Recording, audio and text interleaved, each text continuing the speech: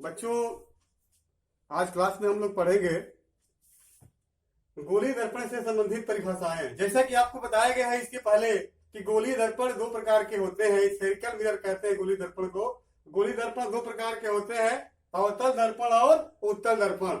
अवतल दर्पण को हम कहते हैं कॉनकेव मिरर और उत्तल दर्पण को कहते हैं कॉन्वेक्स मिरर। जैसा कि आपको बताया भी गया है इसके पहले भी कि अवतल दर्पण जो होता है वह गोलीय दर्पण जिसके दबे हुए तल से परावर्तन होता है। देखिए, ये जो तल है ये दबा हुआ है, तो दबे हुए तल से प्रकाश का परावर्तन होगा। और जो उठा हुआ तल है, जो उभरा हुआ तल है, उस पर क्या किया गया है? ये कलई की गई है। कलई मतलब पॉलिश किया गया है। और अब उसी तरह से उत्तल दर्पण का मतलब होता है कि जिसमें परावर्तन उठे हुए तल से होता है, उभरे हुए तल से। आप देख रहे हैं इसमें जो परावर्तन होगा वो इधर से होगा और इसमें जो परावर्तन होगा वो इधर से होगा। इसमें दबे हुए तल से और इसमें उठे हुए तल से। तो मेरे कहने का मतलब ये है, उत्तल का मतलब उठल मतलब उठा हुआ मतलब जो परावर्तन की जो क्रिया होगी वो उठे हुए तल से होगी, इसे हम कहेंगे उत्तल दर्पण। और इसमें जो परावर्तन की क्रिया होगी वो दबे हुए तल से होगी, तो इसे हम कहेंगे अवतल दर्पण। अब मुझे पढ़ना है कि इनसे संबंधित कुछ परिभाषाएं हैं जिसके बारे में हमें स्टडी करना है। जैसे ध्रुव क्या है, वक्रता केंद्र क्या है, वक्रता त्रिज्या क्या है, मुख्य अक्ष क्या है, मुख्य फोकस क्या है, फोकस दूरी क्या है, फोकस तल क्या है। इन सब के बारे में हम लोग एक एक को हम लोग स्टडी करेंगे कि ये सब होता क्या है। आपको बता दें, सबसे पहले हम चर्चा करते हैं पोल के बारे में, ध्रुव के बारे में।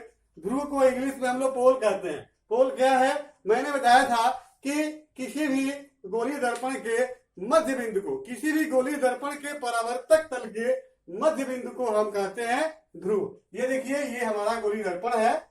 ये गोलीय दर्पण में कौन सा दर्पण है? अवतल दर्पण है। और अवतल दर्पण के जो बीच का पॉइंट है, मिड पॉइंट, इसे हम कहेंगे पोल, इसे हम कहेंगे ध्रुव। हम कह सकते हैं mid point of a mirror is called pole. Mid point of a mirror मतलब ये जो मिरर है, ये जो गोलीय दर्पण है, इसके मध्य बिंदु को हम कहते हैं ध्रुव।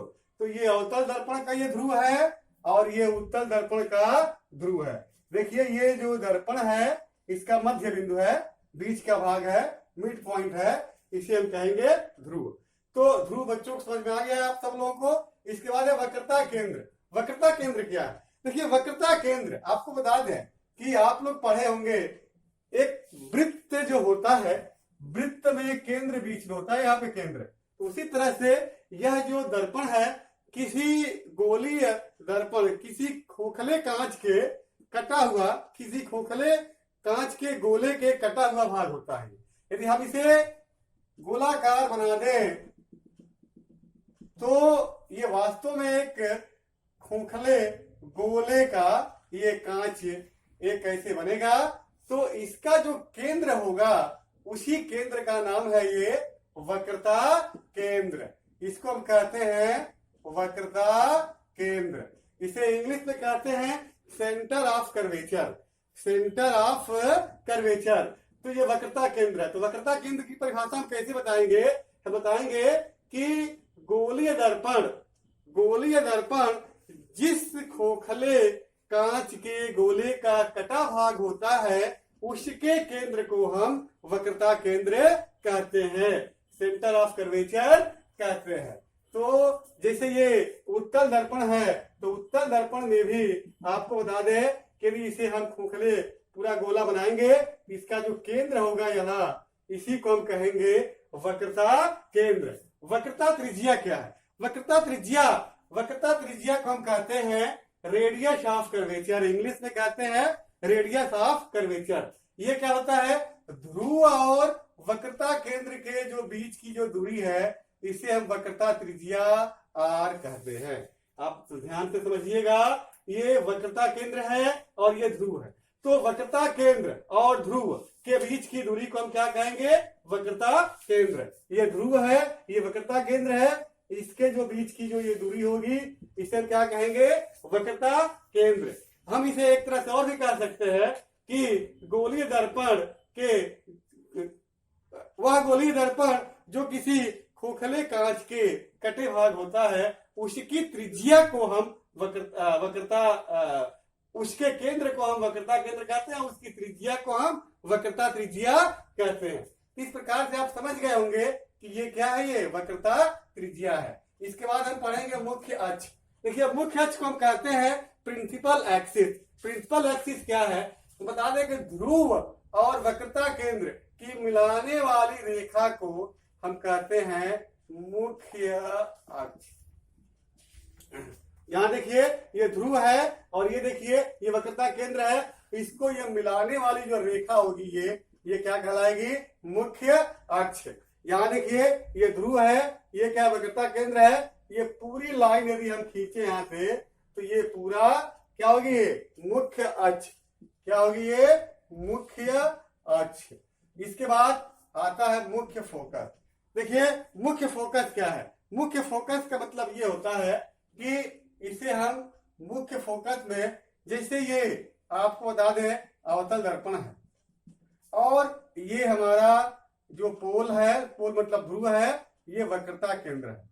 तो यदि आप मुख्य अक्ष के समांतर, ये मुख्य अक्ष के समांतर यदि हम प्रकाश की किरण को छोड़ते हैं या मुख्य अक्ष के समांतर कोई प्रकाश की किरण जाती है तो वह दर्पण से टकरा करके परावर्तित होती है।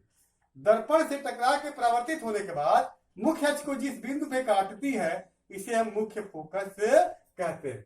तो ध्यान दीजिएगा कि ये वास्तव में जो मुख्य फोकस है वो मुख्य अक्ष के समांतर चलने वाली प्रकाश की किरणें दर्पण से टकराकर ये जो मुख्य अक्ष है, ये मुख्य अक्ष है, इसमें जहां पे काटेगी, जहां पे इंटरसेक्ट करेगी, इसको हम क्या कहते हैं, मुख्य फोकस कहते हैं। और फोकस दूरी क्या है, फोकस दूरी, फोकस और ध्रुव के बीच की दूरी को हम कहते हैं फोकस दूरी।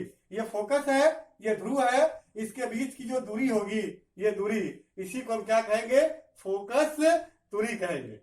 फोकस तल क्या है, फोकस तल का मतलब होता है कि ऐसी रेखा या ऐसी लाइन जो फोकस से होके जाए और इस मुख्य अक्ष पे लंबवत हो।